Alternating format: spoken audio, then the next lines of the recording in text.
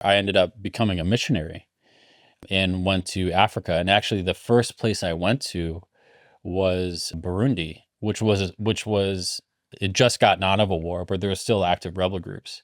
So I actually ended up living in a war zone anyway, but in a much different context. So I went to Burundi in 2009 with Overland Missions, and they had just signed the Arusha peace accords. But yeah, there's still active rebel groups, and you would go to bed at night and you could still hear the AK-47 fire in the mountains around Bujumbura. Wow. And I remember at that time, the one you would sometimes wake up and you would hear like bursts of gunfire, and at first it's scary, but one thing a guy told me, he's like, listen, when you hear the bursts of gunfire, like like it's usually someone jumped over a wall, is trying to rob something, and the guard just got startled. And he's like, so you don't necessarily need to be worried about that, but if you wake up and you hear that's that means they're taking aim, and that's when you have to hit the ground. that's what someone told me when I was there. And did you hear that? You would hear, I mean, rarely. Wow. But sometimes you would. Mm-hmm. So, but anyway, like, kind of long story short, when I went to Bujumbura, the first sort of project that I was working on with Overland, there was supposed to be some humanitarian projects going on that the funding ended up dropping with them. So I had to kind of figure out different projects to do right when I got there. And one of the first things I did was started working with a group of war orphans on the street. And I distinctly remember, thinking to myself, like, I'm now working with war orphans. We're like, I don't know, we started like a lunchtime program. We were like teaching English. We were doing Bible lessons, something, trying to make it a constructive time, give them something to do. But it was opposed to like making war orphans. Had I gone down the path of a sort of more militaristic route, not to like negate or knock on people who took that route. It just wasn't for me. That's sort of maybe the main point. But so that was my first foray into Africa, and lived in Burundi, lived in Zambia, and traveled around to most countries within sub-Saharan Africa with Overland. Focused a lot on development projects, like sustainable development projects, so in agribusiness and water drilling, and that's where you came for a month and visited me. We did a lot of the water projects. Yeah, was it 1 month? I think it was a month. Yeah. When I tell a story, I say it's 3. 3, yeah, maybe, yeah. I was maybe there. It was more, yeah. There, what were people saying on the mission base? What would they call me? Steve the volunteer. Steve the volunteer. Yeah. And they would ask you, what are you doing here? And you just say, I'm with Dave. Yeah, I'm with Dave. And Dave, you were doing the water drilling, but mostly repairing. That was a big insight for me. It's like there seemed like there was plenty of water wells. It's just they were broken. Yes. Jumping in here to tell you guys about Pocono Organics, one of the largest regenerative organic vegetable farms in North America. And they grow the world's first regenerative organic certified hemp. This family business has been researching hemp for over 7 years with Rodale Institute, another leader in regenerative farming. Pocono has produced some of the best hemp-based and CBD products in the market today. These products are clean, powerful, and help me sleep, manage stress levels, and alleviate soreness. My favorite product is the Nano Tincture. It has high bioavailability and provides me with rapid relief across my whole body. I typically take it before a flight or whenever I'm feeling stressed. My next favorite is a salve stick for targeted relief. I'll apply the salve 1 to 3 times a day, and that's it. Usually I use it after a workout, for sore muscles, or if I've strained something. I'll even put it on my temples to relax any tension in my head. Simple, clean, and effective for my sleep, stress, and soreness. Use code STEVE15 to save at PoconoOrganics.com. So that was like a huge revelation for me as well, because we were working in rural areas outside of Livingstone, Zambia, and their JICA, which is the Japanese development arm agency, effectively, they had drilled a ton of boreholes in these rural communities, and for a long time. So JICA had actually done this amazing work.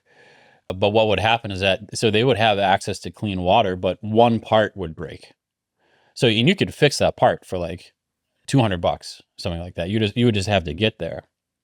Versus drilling a new borehole, you know, 5 to 10 grand, depending on With big machinery. big machinery, and you know, they could break down and all this stuff. And so that was like a revelation. Is like we made two teams. We had the big team that was drilling new sites, which was, you know, very necessary. But then we had basically one guy with a truck that could go around and do 5 sites in a week, right? And then the team that was drilling one could do 5 boreholes in a season, you know. So in terms of bang for buck, the repair team had a much higher impact. Why were these wells breaking? Was it over pumping? Just cheap parts? Not cheap. Well, not cheap parts at all. So they would be there for 30 years, and it's steel, galvanized steel piping that goes all the way down, and it's called a Mark II hand pump. It was designed in India in like I think the 60s, and it's a very simple mechanical design and very robust, and so they would last decades sometimes. But then a pipe would rust through and the water would leak out, or a rod would snap and you can't pump or something. Usually it was a very simple thing because they were designed to be mechanically very simple but very robust.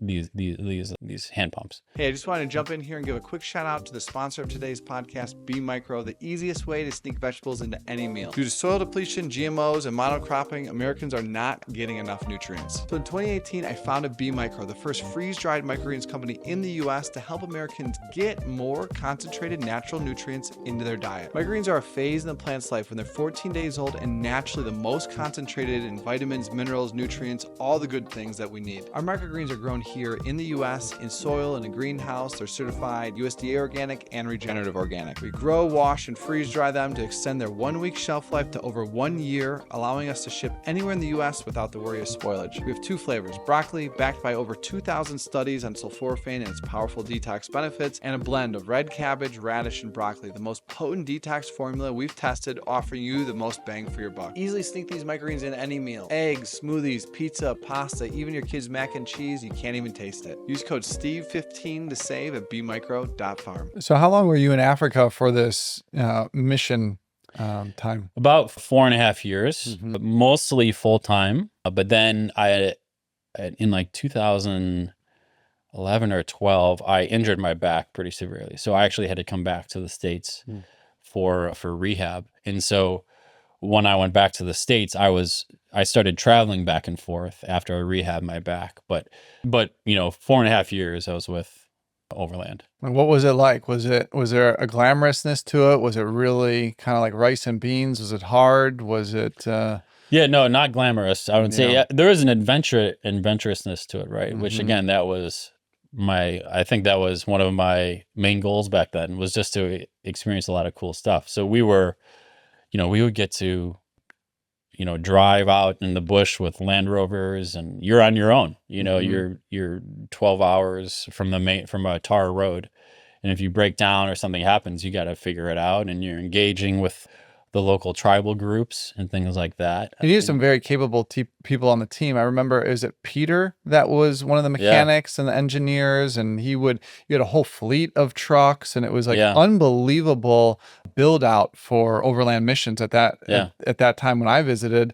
I was very impressed. It was on the Zambezi River, so just down from Victoria Falls, one of the 7 wonders of the world. And what rapid are they? 14, okay. Yeah, and how many rapids are there? Maybe 20 something, but it's the half day trip. Okay. So if you ever take the whitewater rafting trip, and you get the half day package, you hike up at Rapid 14. Nice. Yeah.